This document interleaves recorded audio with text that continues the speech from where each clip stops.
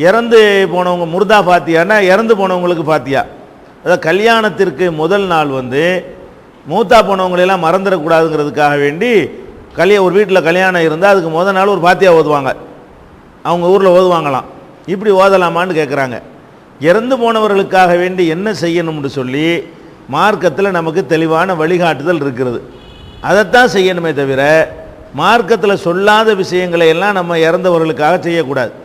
மார்க்கத்தில் என்ன சொல்லப்பட்டிருக்கு? இறந்தவருடைய கடனை அடைக்க சொல்லியிருக்குது. அது அடங்க. இறந்தவருக்கு கடமையான ஹஜ்ஜி இருந்தால் அவர் செய்யாமல் மூத்தா இருந்தால் அந்த ஹஜ்ஜை போய் நிறைவேற்றுங்க. இறந்தவருக்கு கடமையான நோன்பு இருந்தது நிறைவேற்றாமல் போனால் அந்த நோன்பை வைங்க. இறந்தவருக்காக தான தர்மங்கள் செய்கிறா இருந்தால் செய்யுங்க.